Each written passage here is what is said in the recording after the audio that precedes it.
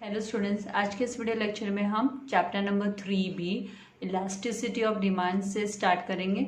तो इसका explanation start करने से पहले मैं आपसे रिक्वेस्ट करूंगी कि अगर अभी तक आपने मेरे चैनल को सब्सक्राइब नहीं किया तो चैनल को सब्सक्राइब कीजिए एंड चैनल लिंक को अपने फ्रेंड्स के साथ शेयर करना मत भूलिएगा। वीडियो को जरूर से लाइक कीजिएगा और इसकी अगर प्रीवियस चैप्टर्स अभी तक आपने कवर अप नहीं किए, स्टडी नहीं की है 1 to 3A तक, तो फिर आपको वो जरूर कंप्लीट करने हैं। मैंने उनके एक्सरसाइज के साथ सारे वीडियो मैंने अपलोड किए हुए हैं, तो आप प्लेलिस्ट में जाके चेक कर सकते हैं।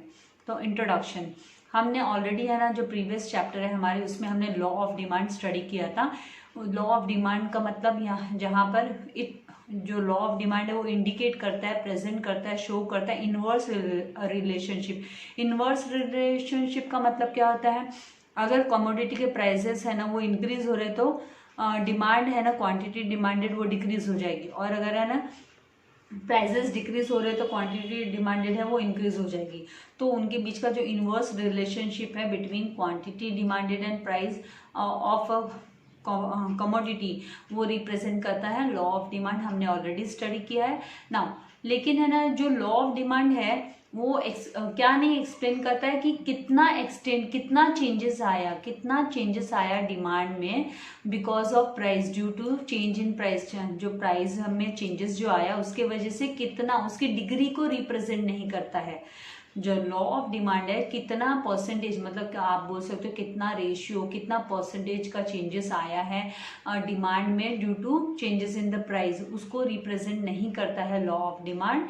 इसीलिए है ना, law of demand fails to explain the quantitative relationship. इसके लिए हुआ ना, क्वांटिटेटिव रिलेशनशिप को एक्सप्लेन करने में between price and quantity demanded, उसको एक्सप्लेन करने में वो लॉ ऑफ डिमांड फेल हो गया। इसी वजह से ना प्रोफेसर अल्फ्रेड मार्शल ने क्या किया, उन्होंने ना कॉन्सेप्ट लेके आया इलास्टिसिटी ऑफ डिमांड का। इलास्टिसिटी ऑफ डिमांड का कॉन्सेप्ट उन्होंने लेकर आया। ये इलास्टिसिटी मतलब क्या होता है? तो ये एबिलिटी होती है टू चेंज एंड अडॉप्ट करने की, चेंजेस प्रेजेंट करने की, अडॉप्ट करने की एबिलिटी होती है। तो यहाँ पर हम स्टार्ट करेंगे concept of elasticity of demand से। तो concept of elasticity of demand, the term elasticity, ये जो इलास्टिसिटी का मीनिंग क्या होता है, ये क्या रिप्रेजेंट करता है, ये क्या शो करता है, इंडिकेट करता है? तो responsiveness of one variable to a change in the other variable. इसका मतलब क्या होता है कि ये है ना, आपको प्रेजेंट करता है, ये इमीडिएटली इसका क्विक रिएक्शन देता है। जो इलास्टिसिटी है वो क्विक रिएक्शन देता है अगर एक वेरिएबल में चेंजेस आया दूसरे to a change in the other variables, तो दूसरे वेरिएबल में उसकी वजह से क्या चेंज आता है उसको तुरंत वो उसका रिजल्ट प्रेजेंट करता है, रिएक्शन, क्विक रिएक्शन प्रेजेंट करता है। एक एलिमेंट में कितना चेंजेस आता है उसके हिसाब से एक में चेंजेस आया तो उसके हिसाब से दूसरे का में क्या चेंजेस आया, क्या क्वांटिटेटिव चेंजेस आया वो रिप्रेजेंट करता है। Now elasticity of demand refers to the degree of responsiveness, मतलब यहाँ पे ये उसकी डिग्री, कितनी क्वांटिटी, कितना डिग्री उसमें चेंजेस आया है उसको रिप्रेजेंट करता है। Degree of responsiveness of what, quantity demanded, कितनी है ना क्वांटिटी की डिमांड हुई to a change in its price और एनी अदर फैक्टर, या फिर कोई दूसरे फैक्टर की वजह से, नहीं तो उसके प्राइजेस में अगर इंक्रीज डिक्रीज हुआ है तो उसकी वजह से जो क्वांटिटी डिमांडेड है उसमें क्या चेंजेस आया, कितना परसेंटेज का चेंजेस आया। नाउ इनका डॉक्टर अल्फ्रेड मार्शल का क्या कहना है, प्रोफेसर अल्फ्रेड मार्शल का कहना है कि इलास्टिसिटी ऑफ डिमांड है, elasticity of demand is a great और स्मॉल, ये है ना कम या ज़्यादा होती है according to the amount demanded, कि कितना है ना अमाउंट डिमांड, कितना क्वांटिटी डिमांड हुआ है, विच राइजेस मच और लेस, जो है ना इंक्रीज होती है, ये थोड़ी इंक्रीज होती है, ज़्यादा इंक्रीज होती है, थोड़ी इंक्रीज होती है for a given fall in price, कि है ना प्राइस गिरने पर, कमोडिटी की रेट गिरने पर, प्राइस गिरने पर कितना कम ज़्यादा का उसमें है ना चेंजेस आया है, कितना एक्सटेंट ऑफ चेंजेस आया है वो रिप्रेजेंट करता है। And quantity demanded falls much और little for a given rise in price, और अगर है ना उसके भाव बढ़ गए, क्वांटिटी के मतलब उसके गुड्स के भाव इंक्रीज हो गए, डिमांड फिर उसके हिसाब से डिमांड कितनी गिरी, कितनी कम ज़्यादा गिरी है, उस एक्सटेंट को ये रिप्रेजेंट करता है इलास्टिसिटी ऑफ डिमांड। तो हम बोल सकते हैं ना कि अबाउट डेफिनेशन से हमको क्या समझ में आता है, it is clear from the about definition that elasticity of demand is a technical term हो गया, ये टेक्निकल टर्म हो गया विच डिस्क्राइब्स, जो है ना रिप्रेजेंट करता है, डिस्क्राइब करता है द रेस्पॉन्सिवनेस ऑफ चेंज, कि कितना है ना चेंजेस आया, कितना उसको उसका क्विक रिएक्शन दिखाता है ये in quantity demanded to fall और राइज इन इट्स प्राइस, उसके प्राइस में जब फॉल होता है या फिर इंक्रीज होता है तो उसमें कितना उसका रिएक्शन, क्वांटिटी डिमांडेड का रिएक्शन क्या है, इमीडिएट रिएक्शन को ये रिप्रेजेंट करता है। इन अदर वर्ड्स, दूसरे वर्ड्स में हम शब्दों में कहें तो it is the ratio of percentage, जिसे हम बोलेंगे कि ये रेशियो ऑफ परसेंटेज है, परसेंटेज चेंज, कितना परसेंटेज चेंज का ratio in quantity demanded of a commodity to a percentage change in is change in price, की उसके परसेंटेज चेंज इन उसमें प्राइस में कितना चेंज इन प्राइस की वजह से कितना क्वांटिटी में चेंजेस आया, कितना परसेंटेज का चेंजेस आया।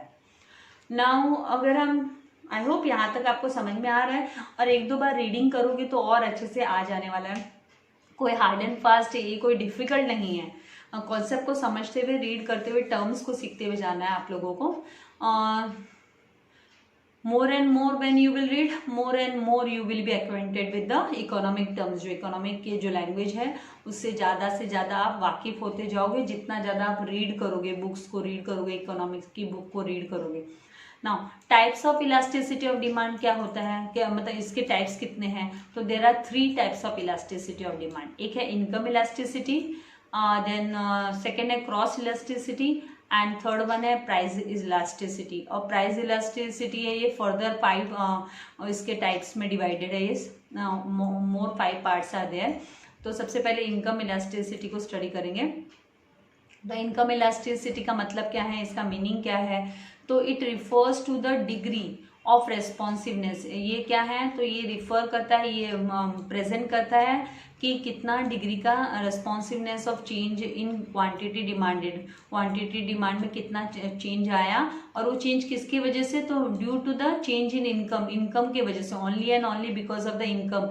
मतलब किसी बंदे की सैलरी कितनी इंक्रीज और डिक्रीज हो रही है, उसका इफेक्ट है ना क्वांटिटी डिमांडेड पे क्या हुआ, इसको रिप्रेजेंट करता है इनकम इलास्टिसिटी। यहाँ पर क्या होता है, अदर फैक्टर्स इंक्लूडिंग प्राइस को छोड़कर, मतलब सॉरी इंक्लूडिंग प्राइस मतलब प्राइस को इंक्लूड करते हुए बाकी के जो अदर फैक्टर्स है, अदर फैक्टर्स कौन कौन से, जैसे पॉपुलेशन हो गया, टेस्ट हो गया, हैबिट हो गया, फैशन हो गया, prices of substitute and complementary goods, ये सब है ना एज्यूम किए जाते हैं कि ये सब कांस्टेंट है करके, अनचेंज है, all factors are unchanged, constant है। खाली इनकम अगर किसी की इंक्रीज हो रही है, मतलब पगार बढ़ रही है, सैलरी बढ़ रही है, या सैलरी कम हो रही है, तो उसका इफेक्ट क्वांटिटी डिमांडेड पे कितना हो रहा है, उसको इनकम इलास्टिसिटी रिप्रेजेंट करता है। नाउ हम इसको है ना सिंबॉलिकली भी रिप्रेजेंट कर सकते हैं, एक्सप्रेस कर सकते हैं इसको बाय मैथमेटिकल फॉर्मूला। तो यहाँ पर ई मतलब elasticity and by means elasticity of यहाँ पे इनकम, इलास्टिसिटी ऑफ इनकम। तो elasticity of income, income elasticity के लिए हम ई वाई लिखते हैं, तो symbolically E Y is equals to percentage change in quantity demanded. ये QTY मतलब क्वांटिटी, तो percentage change in quantity demanded divided by percentage change in income, इसको डिवाइड किया जाता है परसेंटेज चेंज इन इनकम। अब हम अगर इसे सिंबॉलिकली लिखेंगे तो EY is equals to, percent का साइन सभी जानते हैं, ये परसेंट का साइन है, 100%, राइट, ये परसेंट साइन है, तो परसेंट, और ये जो है ना आपको ये जो ट्राइंगल दिख रहा है इसको डेल्टा बोला जाता है। डेल्टा किसको रिप्रेजेंट करता है, तो ये जो डेल्टा है वो चेंज को रिप्रेजेंट करता है, कि डेल्टा को हम रिप्रेजेंट किया जाता है चेंज इन क्वांटिटी डिमांडेड। ये Q है तो क्वांटिटी डिमांडेड, तो चेंज इन क्वांटिटी डिमांडेड। और ये जो चेंज इन क्वांटिटी डिमांडेड हम कहाँ से लेकर आते हैं, कैसे फाइंड आउट करते हैं, तो इसको है ना नया जो क्वांटिटी का डिमांड हुआ उसके एंड ओल्ड क्वांटिटी डिमांड का डिफरेंस होता है। ये चेंज इन क्वांटिटी कहाँ से आता है, तो ओरिजिनल डिमांड जो है मतलब जो न्यू डिमांड में से हमको ओल्ड डिमांड माइनस करना होता है, न्यू डिमांड से ओल्ड डिमांड माइनस करना होता है।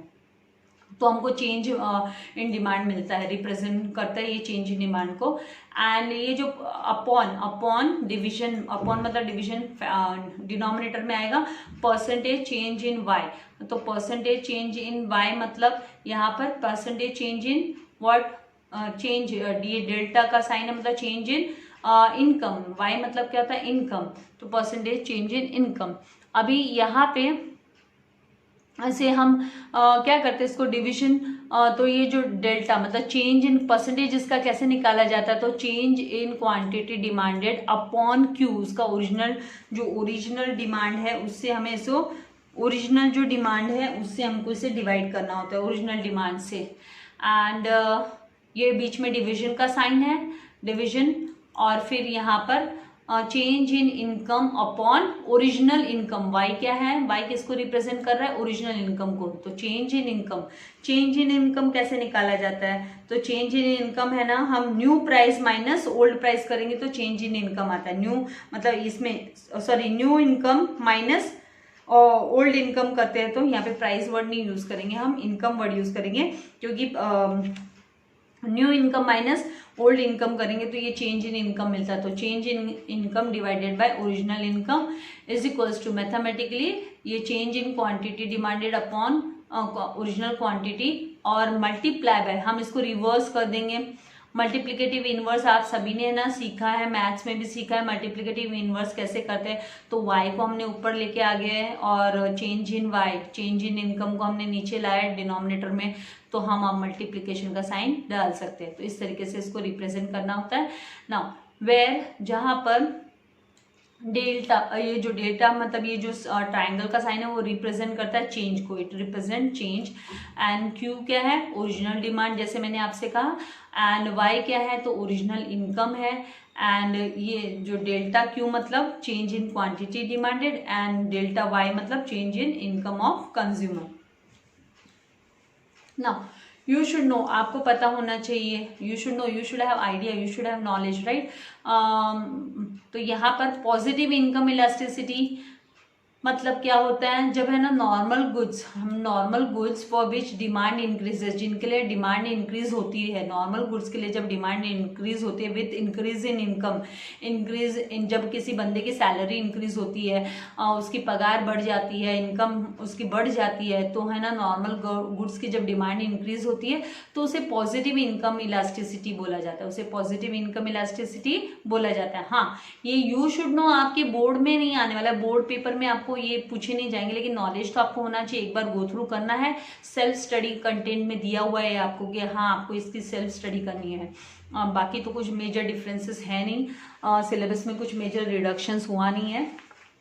देन यहाँ पर नेगेटिव इनकम इलास्टिसिटी, तो नेगेटिव इनकम इलास्टिसिटी में क्या होता है कि इंफीरियर और goods for which demand decreases, inferior और गुड्स जिनके लिए है ना डिमांड डिक्रीज हो जाती है, मतलब है ना बंदा खरीदता नहीं है, उसकी इनकम इंक्रीज होने पर वो इंफीरियर गुड्स नहीं खरीदता है। हमने ना गिब्सन्स पैराडॉक्स स्टडी किया, राइट, हमने प्रीवियस चैप्टर में गिब्सन्स पैराडॉक्स स्टडी किया, तो वहाँ पे हमने देखा कि जैसे ही किसी बंदे की इनकम इंक्रीज होती है, पर्सन की इनकम इंक्रीज होती है, तो वो क्या करता है, वो हाई क्वालिटी के प्रोडक्ट्स लेता है, उसके है ना इंफीरियर की गुड्स की है ना डिमांड डिक्रीज हो जाती है। तो जब भी है ना इंफीरियर और goods for which demand decreases, कोई भी पर्टिकुलर गुड्स के लिए डिमांड डिक्रीज होती है with increase in income, income बढ़ने पर डिमांड डिक्रीज होती है तो उसे नेगेटिव इनकम इलास्टिसिटी बोला जाता है, नेगेटिव इनकम इलास्टिसिटी।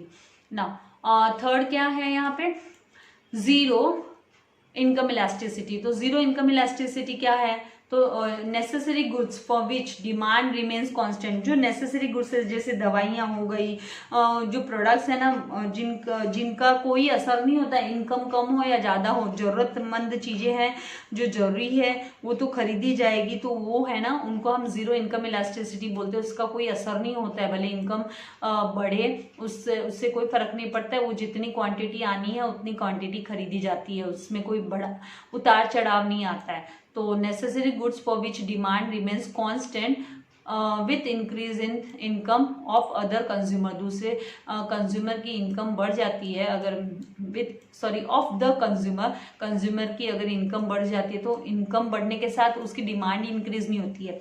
अगर मैं आपको ऐसे नॉर्मली यहाँ पे एग्जांपल दूं तो आप जस्ट सोचो, अगर बंदे का मान लीजिए एग्जाम्पल के तौर पे मान लो सॉल्ट, बंदे की इनकम बढ़ गई तो क्या वो सॉल्ट का कंजम्पशन इंक्रीज कर देगा क्या?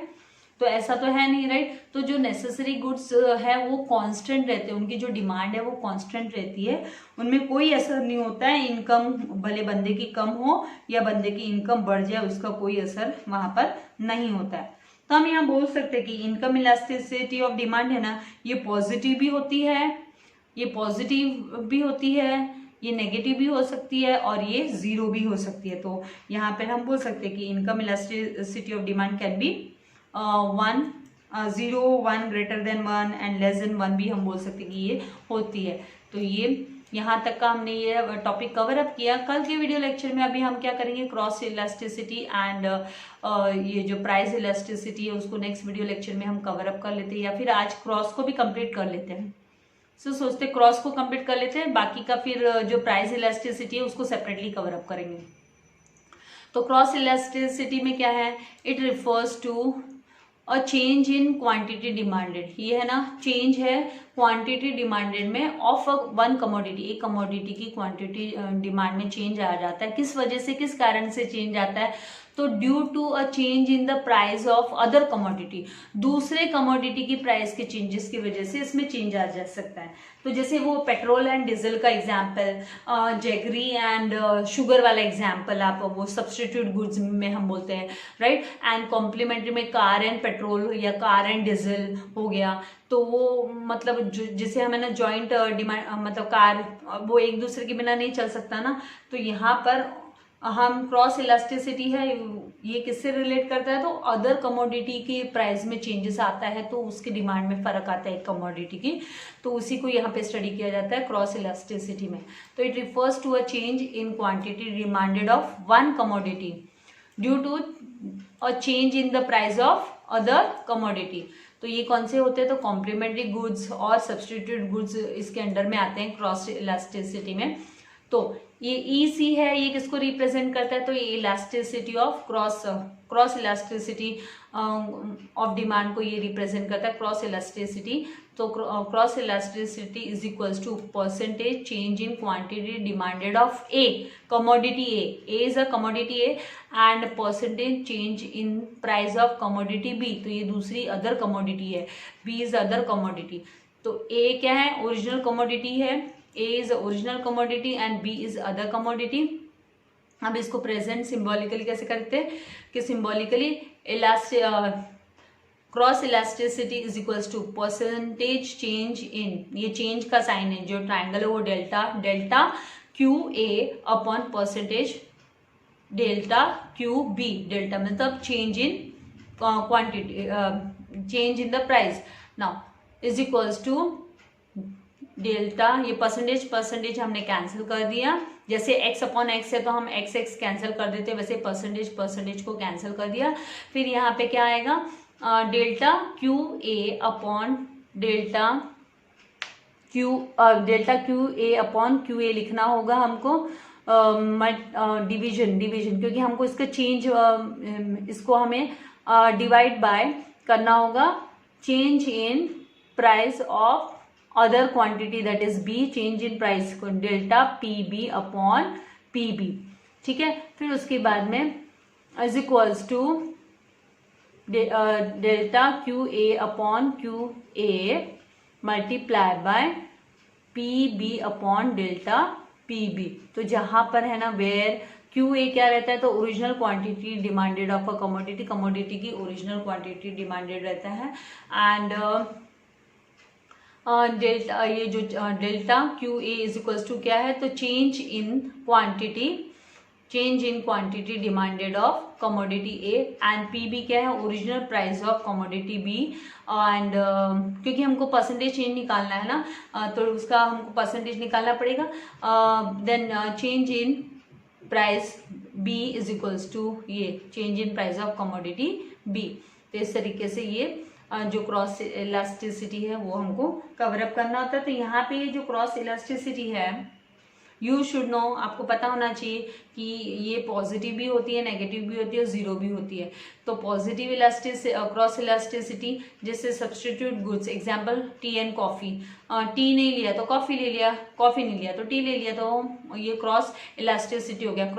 क्रॉस दो में से एक तो लेना है। Cross elasticity and negative cross elasticity किसे बोलते हैं, तो कॉम्प्लीमेंट्री गुड्स, जहाँ पे मान लीजिए टी एंड शुगर, चाय नहीं पीना है तो शुगर भी नहीं लेना है, तो है ना, ये क्रॉस कॉम्प्लीमेंट्री गुड्स हो गए, ये एक दूसरे पे रिलाइड है। चाय में शुगर चाहिए, शुगर वाली चाय, अगर है ना चाय पीनी है तो शुगर भी चाहिए, तो कॉम्प्लीमेंट्री गुड्स हो गए। देन जैसे मैंने आपसे कहा कि कार एंड पेट्रोल। नाउ और जीरो क्रॉस इलास्टिसिटी किसे बोलते हैं, तो नॉन रिलेटेड गुड्स हो गए, जैसे कि है ना टी एंड बुक्स, तो ये तो एक दूसरे से रिलेट करते ही नहीं है। चाय का भाई बुक से क्या लेना देना, तो टी एंड बुक ये नॉन रिलेटेड गुड्स है, तो यहाँ पे जीरो इलास्टिसिटी का ये एग्जाम्पल है कि T and books is a non related goods है, तो जीरो इलास्टिसिटी में हम नॉन रिलेटेड गुड्स को दिखाते हैं। तो ये जो यहाँ पे ना, ये जो परसेंटेज इसके लिए, ये आप लोगों को ये सब है ना, जब भी आपको अगर ये पूछा जाता है तो आप लोगों को ये सब सिंबॉलिकल रिप्रेजेंटेशन और ये सब जो इसका फॉर्मूला है वो सब आपको प्रेजेंट करना पड़ेगा, आपको एक्सप्रेस करना पड़ेगा। ऐसा नहीं है कि आप खाली थोड़ा सा लिख दिए। तो इम्पॉर्टेंट है, प्रैक्टिस जरूरी है इसके लिए आप लोगों को। और नेक्स्ट वीडियो लेक्चर में हम प्राइस इलास्टिसिटी को स्टडी करेंगे। अभी ये इसलिए एक्सप्लेन नहीं करी हूँ क्योंकि ये further it is divided into 5 more types है, तो वीडियो लेंथी हो जाएगा फिर आपके लिए थियोरी, फिर आपको थोड़ा लेजीनेस आ जाएगा, इसीलिए। तो आज का वीडियो यहीं पे वाइंड अप करती हूँ। Like, share and subscribe. Thank you very much. God bless you all dear students.